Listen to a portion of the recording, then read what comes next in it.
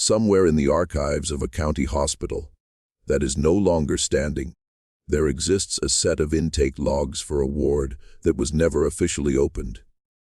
The entries span nearly 14 years, beginning in the winter of 1871 and continuing into the early months of 1885.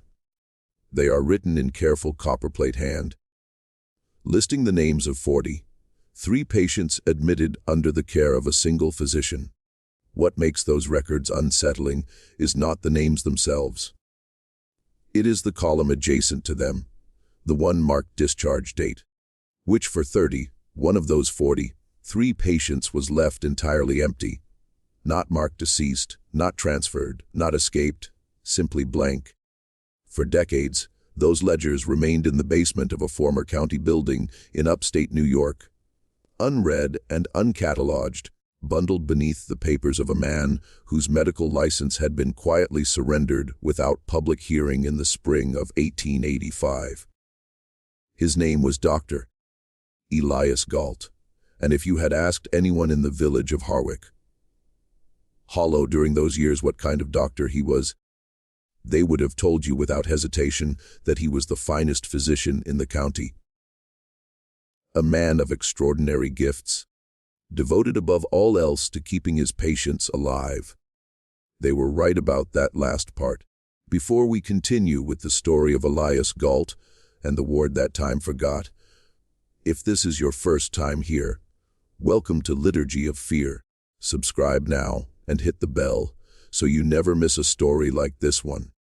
We would also love to know where you are listening from. Drop your state or city in the comments below. Now let us return to the winter of 1871, to a valley in upstate New York where the snow arrived early and the sick had nowhere else to turn. The hamlet of Harwick Hollow sat at the bottom of a narrow glacial valley, about 40 miles northeast of Albany, pressed between the Helderberg escarpment to the west and a dense stand of old-growth hemlock forest to the east. It was not a prosperous place. It had never been prosperous. The farms that climbed the valley's lower slopes produced just enough rye and potatoes to keep families fed through the long winters, but never enough surplus to attract the kind of commerce that might have brought a proper town into being. There was a mill, an inn, a general store, and a Methodist church of pale clapboard that badly needed painting. By 1868, there was also a single-room medical office attached to the rear of the Galt house on Fellow Creek Road. The county seat was in Coxsackie, nearly 2 hours by road when the weather cooperated, which it seldom did between November and April. Before Elias Galt arrived in Harwick Hollow in the autumn of 1866, the nearest physician had been an elderly man named Dr. Apprentice Halverson, who traveled a circuit between 4 villages and was known as much for his fondness for bourbon whiskey as for his medical skill. When Halverson died of a stroke while fording a creek in the spring of 1866, the valley was left with no medical care at all. The town council, such as it was, being 3 farmers and the mill owner, had quietly begun to despair of attracting anyone qualified to replace him. Elias Galt was 32 years old when he arrived. He came from Albany, where he had completed his formal training at Albany Medical College and then spent 2 years working in the wards of Albany City Hospital. His colleagues there would later describe him as methodical, precise, and unusually patient, a man who took careful notes and revised them meticulously, who never seemed to tire of a difficult case, even when other physicians had already begun to speak of hopeless situations. He had published a single paper in the American Journal of Medical Sciences in 1864 on the subject of respiratory complications in patients recovering from typhoid fever. The paper was not remarkable. What was remarkable was its tone, clinical, almost cold, as though the suffering of the patients it described were variables in an arithmetic problem, rather than experiences endured by living people. Nobody in Harwick Hollow read medical journals. What they saw was a tall, angular man with careful dark eyes and very clean hands, who arrived on a Tuesday with a leather trunk full of instruments and reference texts, rented the house on Fellow Creek Road from the widow Tilda Mossgrove, and opened his office within the week. He charged modest fees. He made house calls in all weather. He did not drink. He attended the Methodist Church on Sundays without apparent devotion, but without apparent reluctance either. He was polite to everyone and familiar with no one. Within a year, he was the most trusted man in the valley. There was reason for that trust. In his first winter in Harwick Hollow, a diphtheria outbreak moved through the farms along the eastern ridge and killed 6 children before Galt contained it. He did this by isolating the sick and enforcing quarantine with a firmness that irritated several farmers who could not afford to be kept from their livestock.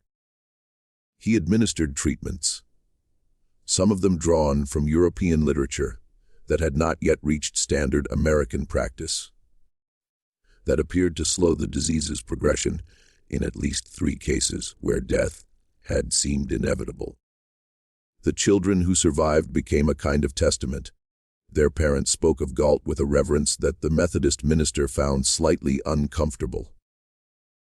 By the early 1870s, the valley's population had grown modestly, not through prosperity, but through the arrival of 24 German immigrant families who had come to work the limestone quarry opened on the escarpment in 1869. These families brought with them their own ailments, industrial injuries from the quarry work, chronic respiratory complaints from breathing stone dust, and among the older men, the accumulated damage of decades of hard labor in worse conditions than anything Harwick Hollow offered. They also brought a cultural deference to educated professionals that sat comfortably alongside the valley's existing respect for Galt's abilities. It was for these quarry workers, and for the valley's poorest farming families, that Galt proposed the ward. He came to the town council in the winter of 1870 with a proposal written in the same precise hand that filled his patient ledgers. The valley, he argued, needed a facility for the care of patients whose conditions required sustained attention. Not the kind of attention that could be provided by a family with a farm to run and other children to feed, but the continuous professional attention that only a dedicated medical environment could offer. He had already identified a building for the purpose, the old Renner farmhouse at the end of the hollow, which had stood empty since the Renner family departed for Ohio in 1868, and whose owner, a man in Albany who had inherited it without interest, was willing to lease it for a modest annual sum. The council approved the proposal with some hesitation. One member, a farmer named Cornelius Vander, raised the question of oversight. Who would inspect the facility? Who would ensure that its operations met the standards of the county medical board? Galt answered patiently that he would maintain full records and submit them to the county medical officer annually as required by law. The facility would not be a formal hospital, he explained, but a private care home operating under his license, which relieved it of certain regulatory burdens while still ensuring professional standards. Vander was not entirely satisfied, but the other council members were, and the motion passed 3-1. Work began on the Renner farmhouse in the spring of 1871. By November of that year, the ward, as it came to be called, though it had no official name, was ready to receive its first patients. The first patient admitted was a quarry worker named August Brenner, 47 years old, a native of Bodenwerder who had been in the valley for 2 years and whose lungs, Galt determined, had been severely compromised by stone dust. Brenner's breathing had worsened through the autumn to the point where he could no longer work, and his wife Marta had exhausted herself trying to nurse him, while also managing their 4 children and the small kitchen garden that supplemented their income. When Galt suggested that August might benefit from the care of the ward, consistent monitoring, proper ventilation, a diet calibrated to his specific condition, Marta Brenner agreed with the relief of a woman who had been carrying a weight she could not put down. She visited the following Sunday. The farmhouse had been transformed into something clean and orderly, with 4 beds in the main room and 2 in a smaller chamber off the kitchen that Galt had extended with a lean-to addition.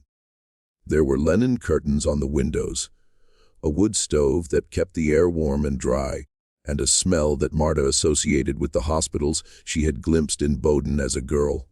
Carbolic, metallic, precise. Elias Galt met her at the door in his white coat and showed her to August's bed. August was sitting up, breathing more easily than he had in months. He held Marta's hand and told her the food was good. The doctor checked on him twice a day, and he was sleeping through the nights for the first time since summer. Marta Brenner went home reassured. She came back the following Sunday and the Sunday after that. On the 3rd Sunday in January of 1872, she arrived to find that August had been moved to the smaller chamber off the kitchen. Galt explained that the main room was being used for a patient who required more intensive care, and that August's situation had stabilized sufficiently that he could be moved without any risk to his treatment. He said this gently and clearly, with the unhurried manner that people in the valley had come to associate with absolute competence. Marta nodded and went to see her husband. She noticed that the door to the small chamber had a new bolt on the outside. She did not say anything about the bolt that day. She told herself it was for privacy, or for preventing drafts, or for some other sensible medical reason. She did not have the expertise to understand. But the bolt stayed in her mind the way an unexpected sound stays in the ear long after it has passed. When she returned the following week, a woman she did not recognize answered the front door and told her that the doctor was not in, and that visiting hours on Sundays had been changed to 2 hours in the afternoon, beginning at 2 o'clock. Marta had arrived at 1. She waited in the cold for 30 minutes, then was admitted and taken to see August, who was sitting in the same position as the week before, in the same chair with a blanket over his knees. He said he was feeling well. His voice was flat in a way that Marta could not quite identify. When she asked him whether he wanted to come home, now that his breathing had improved, he said that the doctor thought it was too soon. When she asked him what the doctor had said exactly, he paused for a moment, a pause she would remember for the rest of her life, and said that he could not quite recall. Outside, walking back through the snow along the hollow road, Marta Brenner tried to understand what was bothering her. Her husband was alive. His breathing was better. The facility was clean and orderly, and under the care of a physician everyone respected. She had no evidence of anything wrong. Only the bolt and the pause, and the flatness in his voice, and the feeling, which she could not justify and could not dismiss, that her husband was being held in that house, the way a specimen is held in a jar, preserved, still, and entirely in someone else's keeping. She did not know, as she walked home through the late January cold, that she had just had the last real conversation with August Brenner that she would ever have. He remained in the ward for 6 more years. The valley moved on as valleys do. The quarry expanded. 3 of the German families bought farmland and began to put down roots deep enough to feel permanent. A second general store opened. The Methodist Church got its fresh coat of paint. Elias Galt's ward received over the following years a slow and steady stream of patients, some sent by Galt himself after house calls, some arriving through referrals from neighboring communities, that had begun to hear of the facility.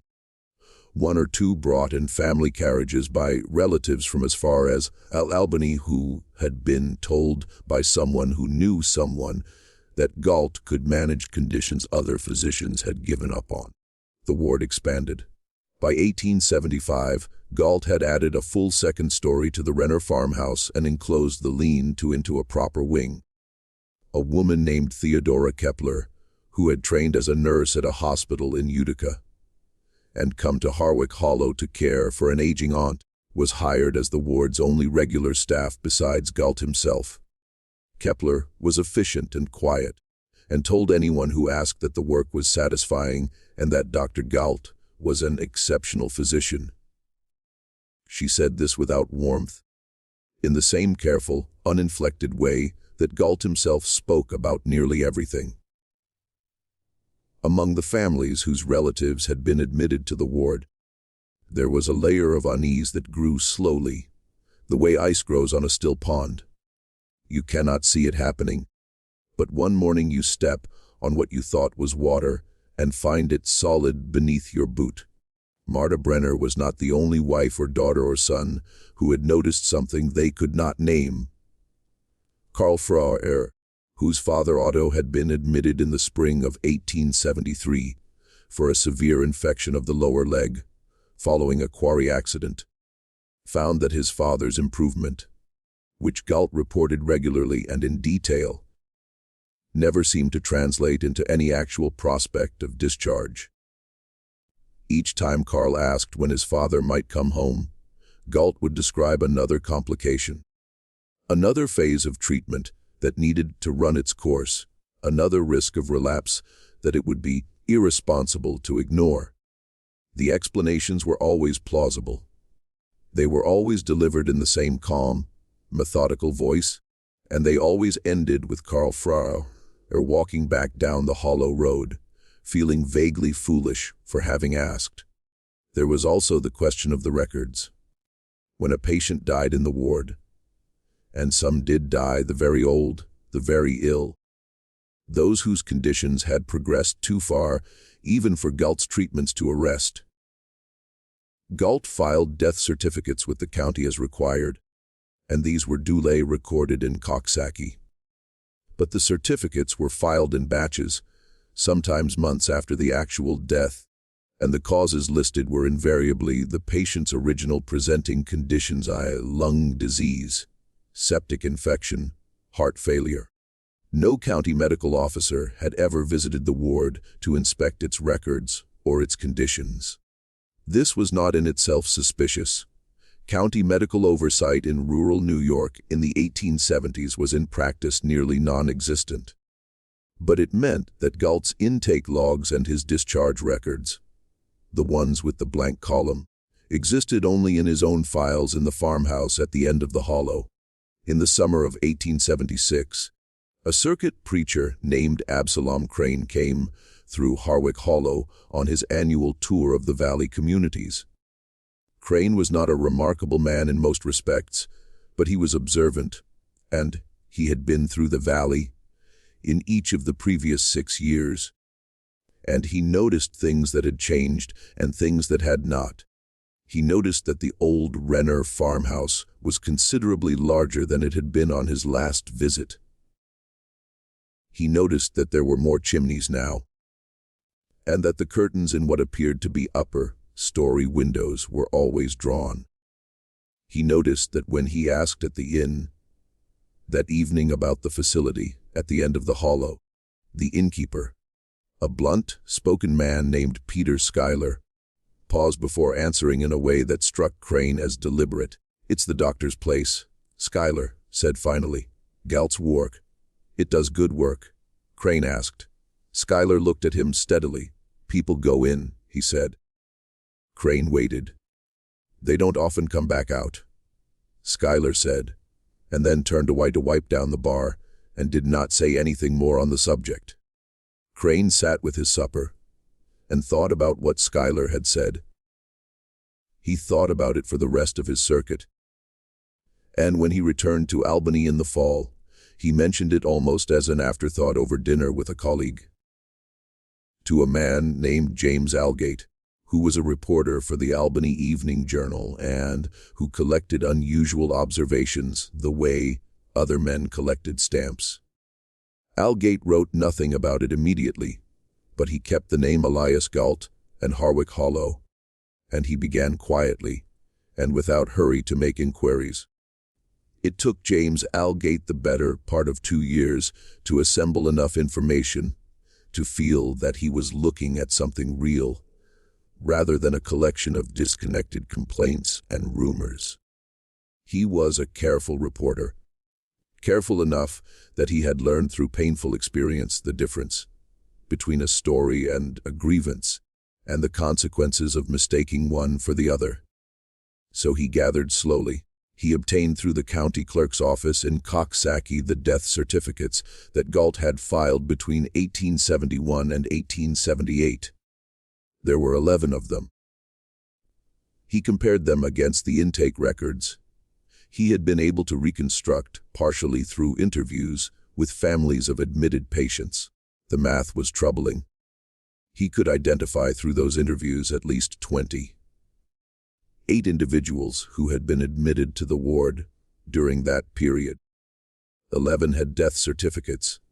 He could find no record of any of the remaining 17 being discharged. He traveled to Harwick Hollow in the autumn of 1878 and spent 4 days at the inn, having conversations with everyone willing to talk to him, which was fewer people than he had hoped. Peter Schuyler, who had first planted the seed 2 years earlier through the circuit preacher's account, spoke with him at length, though always in the back room of the inn and always after ensuring that no one else was nearby. What Schuyler told him was not dramatic. It was a series of small, ordinary observations that together formed a picture Algate found deeply unsettling. Schuyler had seen patients in the ward's yard in the warmer months, sitting in chairs or walking slowly near the garden that Kepler kept on the south side of the building. He had spoken once with a man he recognized as Emil Vorst, a farmer from the northern end of the valley who had been admitted 2 years earlier for a severe winter illness that had nearly killed him. Vorst had recovered. Anyone could see that by looking at him. He was walking on his own, speaking coherently, and showed no obvious signs of serious illness. Schuyler had asked him when he was going home, and Vorst had looked at him with an expression that Schuyler could only describe as carefully blank, and said that the doctor had not determined it was safe yet. Then Kepler had come around the side of the building, and Vorst had looked away, and the conversation had ended. That expression, carefully blank, was the phrase that lodged in Algate's mind. He had heard some version of it from Marta Brenner, who still visited her husband August every Sunday. 4 years after his admission, even though August no longer seemed to recognize her with any consistency. He had heard it from Karl Frerer, who had not been permitted to see his father Otto in over a year, Galt having explained that the elder Frau was in a delicate phase of treatment that required complete rest and minimal stimulation. He had heard it from a woman named Louisa Tanner, whose mother had been admitted in 1874 and who had received 3 months later a death certificate listing the cause as cardiac failure, though Louisa's mother, when last Louisa had seen her, had been ambulatory, cogent, and in no apparent distress. Algate was a journalist, not a physician, and he knew the limits of his expertise. But he had covered Albany City Hospital for 2 years and knew something about medical practice. What he was hearing suggested a pattern he could not explain through incompetence alone. Incompetence lost patients. It did not keep them. He requested an interview with Galt. Galt agreed, which surprised him. They met in the ward's front room on a cold Thursday in November. The room was precisely as clean and orderly as everyone had described. Whitewashed walls, scrubbed floorboards, linen curtains letting in the flat gray November light, a faint smell of carbolic acid, that was not unpleasant. Galt sat across from Al Gate with his hands folded on his knees and answered every question in his careful, unhurried voice. The death certificates were accurate. The cases Al Gate had asked about were too sensitive to discuss specifically. As patient confidentiality was a professional obligation he took seriously. The facility's records were available to the county medical officer upon request. He had nothing to hide, and resented the implication that he might. Al Gate asked as gently as he could about the patients, who appeared to have recovered, but had not been discharged. Galt looked at him for a moment. Then he said, "Recovery is not the same as cure, Mr. Al Gate. A man who stops coughing may still be contagious. A woman whose fever breaks may relapse without warning. The premature discharge of a patient whose condition I have not fully resolved is, in my professional judgment, a greater cruelty than keeping them a little longer than their family might prefer. I have seen what happens when people go home too soon. I have seen them die in beds their children sleep in. I have seen whole families consumed by illnesses that proper isolation would have ended.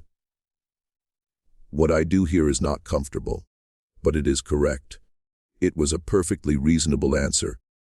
It was the kind of answer that could not be argued with, because it was grounded in genuine medical logic and framed in terms of patient welfare.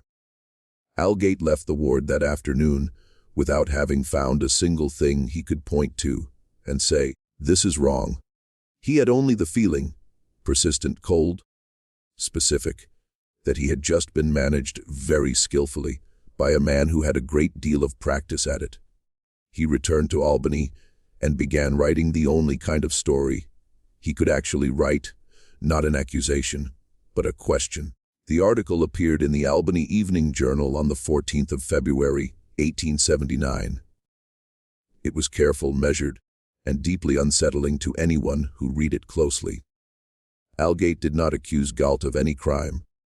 He described the ward's operations, the family's concerns, the gap between admissions and recorded discharges, and he posed a series of questions addressed nominally to the County Medical Board about the oversight of private care facilities in rural counties. He named no patients, cited no specific cases, and at no point made any allegation that could not be supported by documented fact. It was, in every legal and journalistic sense, an exemplary piece of cautious reporting. It was also received in the valley of Harwick Hollow as a declaration of war. Galt's supporters, and there were many, because he had been the valley's physician for 13 years and had in that time genuinely saved lives that would otherwise have been lost, were furious. The town council held a meeting at which Cornelius Vander, now older and somewhat softened toward Galt, moved that the council send a letter to the journal expressing its confidence in the doctor's character and the facility's operations. The motion passed unanimously. The minister preached a sermon the following Sunday about the sin of slander.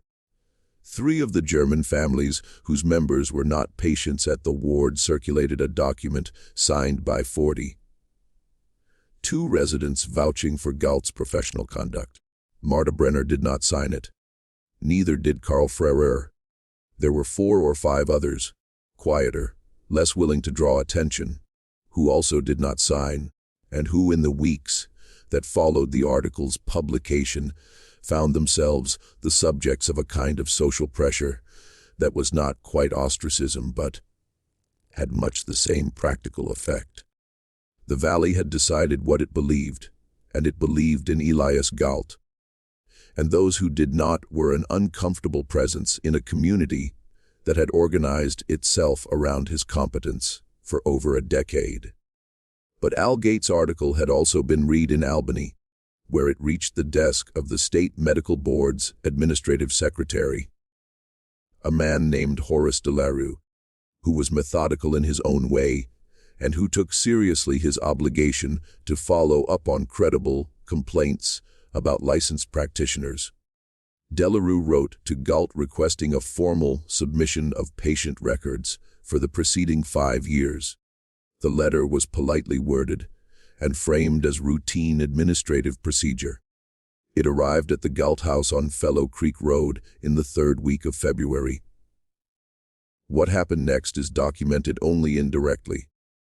A farmhand named Silas Poot, who occasionally helped with deliveries along the Hollow Road, later told Galt that he had seen on the night of February 23rd a considerable amount of smoke coming from the chimney of the ward's new stone outbuilding, the one that had been added to the property in 1876, and appeared to serve as a storage facility for the ward's records and supplies. It was, Poot said, more smoke than a heating fire would produce. It was the kind of smoke that comes from paper.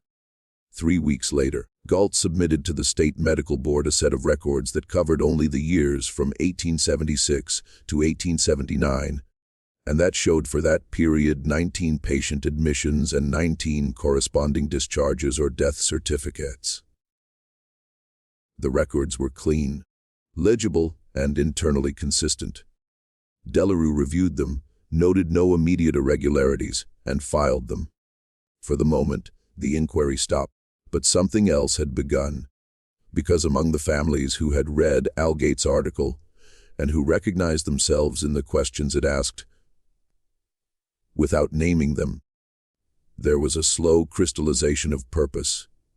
They had been isolated from one another, each family managing its own uncertainty, its own carefully reasonable explanations, its own reluctance to seem ungrateful to the man who had, after all, kept their relative alive. The article had shown them that they were not alone, that other people were asking the same questions, that the questions themselves were not unreasonable. Marta Brenner wrote a letter to James Galt. So did Karl Frauer. So eventually did a woman named Hedwig Roche, whose brother Conrad had been admitted in 1874 and who had stopped receiving any communication from the ward in 1877. When Galt had informed her by post that Conrad's condition had deteriorated beyond the point where visits could be permitted, Conrad Rausch would have been 41 years old in 1879. His death certificate, which Galt had not yet filed, did not exist. In the spring of 1879, Galt traveled back to Harwick Hollow with the letters in his coat pocket, and a considerably clearer sense of what he was dealing with this time. He did not request a meeting with Galt. He went directly to the ward and asked to see the patients. Kepler met him at the door. She was polite and immovable. The ward was not open for unannounced visits. The doctor was not in. She would convey his request. Galt asked specifically to see August Brenner. Kepler said that Mr. Brenner's care requirements did not permit unannounced visits. Galt asked to see Conrad Rausch. Kepler's expression did not change, but something behind her eyes shifted in a way that Galt noticed and filed away. She said she was not aware of a patient by that name. Galt said that Conrad Rausch had been admitted to this facility in July of 1874 and had not been reported discharged or deceased. Kepler said she could not discuss individual patient cases. She said it with perfect composure while she closed the door. Standing on the steps of the former Renner farmhouse in the mild April light, listening to the sound of the bolt being drawn on the other side of that door, James Galt understood with a clarity that moved through him like cold water that he was not looking at a story about negligence. He was looking at something else entirely. The investigation that followed was not swift, and it was not clean, and it did not produce the kind of dramatic single revelation that makes for a satisfying story. What it produced was a slow accumulation of pressure, legal, medical, and journalistic, that eventually made Elias Galt's situation untenable in a way that all his careful management could not address. It began with Marta Brenner. In May of 1879, Marta Brenner retained a lawyer, a young man in Coxsackie named Dio Hollis, who had read Al Galt's article and who agreed at reduced fee to pursue a formal petition to the county court for access to her husband. The petition argued that Marta, as August Brenner's wife, had a legal right to information about his condition and to make decisions regarding his care. It was a straightforward legal argument, and Hollis made it well.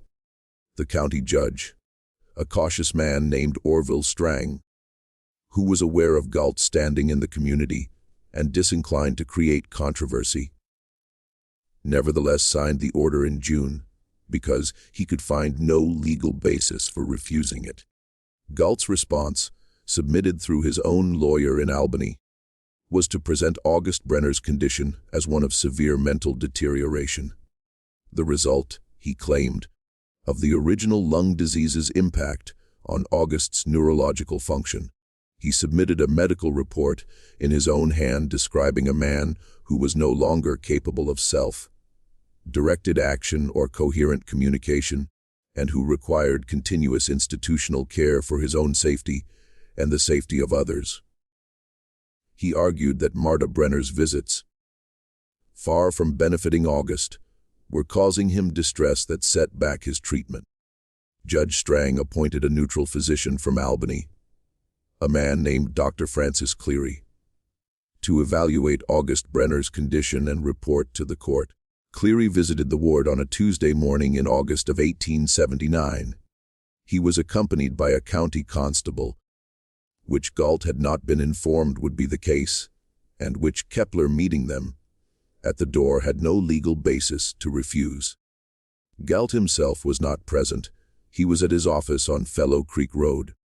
Kepler led them through the ward with the careful composure of someone who had rehearsed this, or something like it, many times. What Cleary found in the main room of the ward was 3 patients, all elderly, all in beds, all in states of apparent sedation. He examined them briefly and noted in his records the smell he associated with laudanum, the tincture of opium that in the 1870s was legal, widely available, and routinely misused. He noted that the patient's muscle tone suggested long-term immobility, and that one of the 3, a woman he could not identify, as no names were displayed, showed signs of pressure sores consistent with months or years of being confined to bed. He asked Kepler to show him the remaining patients. Kepler said that the other rooms were in use and could not be disrupted. The constable said that the court order covered the entire facility. Kepler said she would need to consult with Dr. Galt. The constable said that was not an option currently available to her, and he stepped past her into the hallway. The second and third rooms held 2 patients each, in similar conditions to those in the main room. The small chamber off the kitchen, the one with the bolt on the outside, held 1 patient. Cleary estimated the man's age at approximately 50, which matched August Brenner's age in 1879. The man was awake in a chair by the window, and he looked at Cleary when Cleary entered the room with the slow, slightly unfocused attention of someone who had been in a chemically dampened state for a long time. Cleary asked him his name.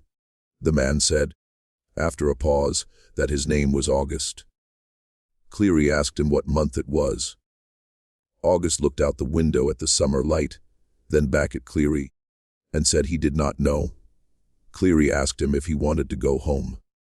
August was quiet for a long time. Then he said, slowly and with evident difficulty, "I don't think the doctor wants me to." That sentence, 6 words, spoken by a man who appeared physically recovered from a respiratory illness that had been his original reason for admission 8 years earlier, was the center of Francis Cleary's report to the court.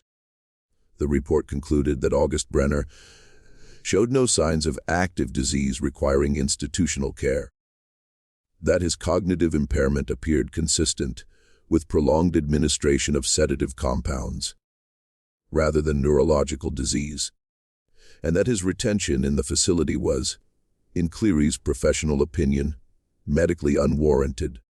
The report also noted carefully that the ward's population appeared to consist primarily of patients who had, by all physical evidence, recovered from their presenting conditions, and who were being maintained in a state of pharmacological compliance that prevented them from exercising or expressing any desire to leave. Galt was called before the State Medical Board in October of 1879. He came prepared with records, citations, and a detailed defense of his treatment protocols. He argued that Cleary's observations were those of a general practitioner unfamiliar with the specific complexities of long-term chronic care. He argued that the medications he used were standard components of any responsible treatment regimen for patients with the profiles his ward served.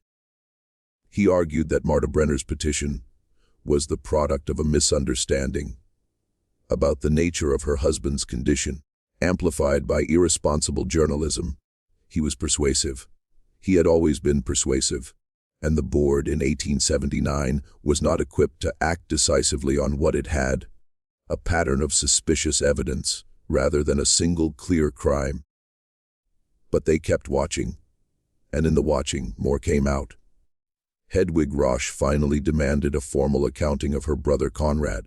Galt filed a death certificate in December of 1879, listing the cause as pneumonia and the date of death as September of the previous year. Hedwig, with Hollis's help, petitioned for access to the burial records. The cemetery on the Hollow Road had no record of Conrad Roche. Galt explained that Conrad had been interred on the ward's property, which he owned, at the family's request. A request that Hedwig stated for the record had never been made by any member of the family, because no member of the family had been informed of Conrad's death until 15 months after it had allegedly occurred. An inquiry into the ward's property found, in the spring of 1880, evidence of a small enclosed area on the north side of the building that appeared to have been used as a burial site.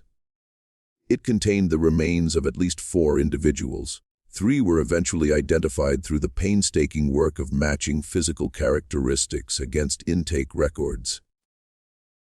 Conrad Roche, a quarry worker named Philip Ostern, and a woman from a neighboring valley whose family had been told she was discharged in 1875. The 4th was never identified. Galt maintained through the entire process that the burials had been conducted with the family's knowledge and consent, that the deaths had been from natural causes, consistent with the patient's conditions, and that the delay in filing documentation was an administrative failure, not a deliberate concealment. He was asked repeatedly, and in several different legal forums, to explain the blank discharge column. He said it was a clerical system he had since revised. He said it was an artifact of his record-keeping method. He said it meant nothing. The board could not prove that it meant anything definitive. But they could, and in the spring of 1885 they did, determine that his practice of administering sedative compounds to patients without documented medical justification, his failure to maintain adequate death records, and his pattern of obstructing legitimate family access to patients constituted sufficient grounds for the surrender of his license. The proceeding was administrative rather than criminal. There was no trial. There was no jury. There was a closed hearing, a formal agreement, and Elias Galt's signature on a document stating that he would cease medical practice in the state of New York immediately and permanently. He left Harwick Hollow that spring. He went somewhere west. There were accounts years later that placed him in Pennsylvania, then Ohio, then further still, always in counties where his name had not preceded him. The ward on the Renner farmhouse property was emptied, and its remaining patients, 6 of them, including August Brenner, were returned to their families, or in 2 cases where there was no family to receive them, transferred to the county almshouse. August Brenner came home to Marta in April of 1885. He had been in the ward for 13 years. He was 60 years old, and he walked with the careful uncertainty of someone relearning a skill. He had no specific memory of the years between roughly 1875 and 1885. They existed for him as a kind of gray absence, punctuated by occasional impressions: a window, a chair, the smell of carbolic and laudanum, Kepler's footsteps in the hallway. He lived for another 4 years. He died in his own bed in the fall of 1889, with Marta beside him. His death certificate, filed by the county physician, listed the cause as heart failure. It was accurate. The question that James Galt spent the last years of his career trying to answer was not whether Elias Galt had done something wrong. The evidence for that was sufficient, even if it had never been sufficient for a criminal conviction. The question that kept him awake, that he returned to in his notes and in the long, careful essays he published in the years after the ward was closed, was a simpler and more terrible one. Why? Not why in the abstract, not what was wrong with a man who could do this, but why specifically, mechanically, in the terms of Galt's own stated beliefs. Because Galt had on multiple occasions explained himself, not as an admission of wrongdoing, but as a defense of a philosophy. The prolonged administration of sedatives, he argued, was a legitimate tool for managing patients whose conditions made them difficult to treat through conventional means. The extended stays were a necessary consequence of taking recovery seriously, of refusing to discharge patients before he was certain, completely certain, that they would not relapse, would not spread disease, would not return to him worse than when they had arrived. He spoke of it as a form of care, that families were too emotional, too impatient, too medically uninformed to appreciate. Galt believed, in the end, that this was not entirely a lie. He believed that somewhere inside the system Galt had built at Harwick Hollow was a genuine medical conviction, that if he could simply control all the variables, if he could maintain his patients in a state of perfect managed stability, if he could prevent the unpredictable intrusions of the outside world and the patient's own choices, and the chaos of ordinary life, he could achieve outcomes that ordinary medicine could not. He believed that what Galt called keeping his patients alive, keeping them too long, was, in Galt's own framework, not a perversion of care but its highest expression. What made Galt dangerous was not that he was indifferent to his patients. It was that he cared about them in a way that had no room for their autonomy, their relationships, their own experience of their existence. They were cases to be managed, not people to be returned to their lives. And the institution he built, clean, orderly, plausible at every level, wrapped in the impenetrable authority of medical expertise, was perfectly designed to prevent anyone from challenging that framework until the damage was already done. Theodora Kepler left Harwick Hollow the same week Galt did. She was never called before any legal body, because the investigators determined that she had followed physician instructions throughout and could not be held accountable for what those instructions had produced. Whether she had known at any point that what she was participating in was wrong, whether she had pushed that knowledge down or rationalized it, or simply decided that the physician's authority superseded her own judgment, was a question that no one could definitively answer. She never gave an account of her time at the ward. She disappeared into another life somewhere, perhaps under another name. She left no record of herself that anyone has found. The Renner farmhouse stood empty for several years after the ward was closed. It was eventually purchased by a family from Albany, who used it as a summer residence, and who reportedly knew nothing of its history. By the early 20th century, it had been substantially renovated. By mid-century, the original structure was barely visible beneath the additions. Eventually, like so many buildings in valleys that time slowly abandons, it fell into disrepair, and then into the kind of ruin that becomes indistinguishable from the landscape, and then into the ground. The intake ledgers, the ones with the blank discharge column, were preserved in a county record storage facility that changed hands several times over the following decades. They were cataloged incorrectly, classed as a general hospital register from a now defunct facility, and filed under a heading that no one was likely to search. They sat there for nearly a century, undisturbed 40, 3 names and 31 blanks, waiting for someone who knew what they were looking at. When they were finally examined in the course of a local historical society's survey of county medical records, the archivist who opened the ledger noted in her report that the handwriting in the discharge column was very clean, that it showed no sign of correction or revision, that whoever had maintained these records had always intended from the beginning to leave those spaces empty. She did not know what to make of that. She wrote it down accurately and moved on to the next box.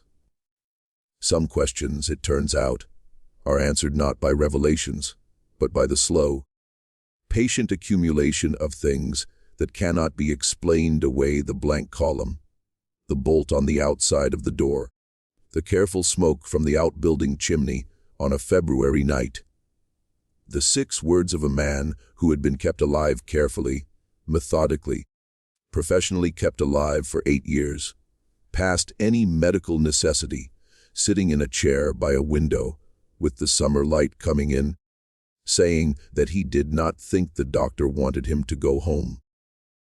This story shows us something about the nature of authority and the danger of expertise wielded without accountability. How an institution can be built on genuine care and still become a cage.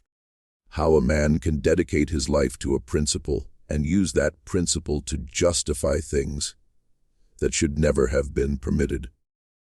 What do you think of this story? Do you believe everything was revealed? What do you think happened to Elias Galt after he went west? Do you think he stopped? Leave your comment below.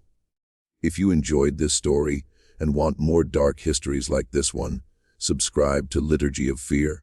Hit the notification bell and share this video with someone who loves the mysteries that history leaves behind. These are the stories that never made the front page, but they never really went away either.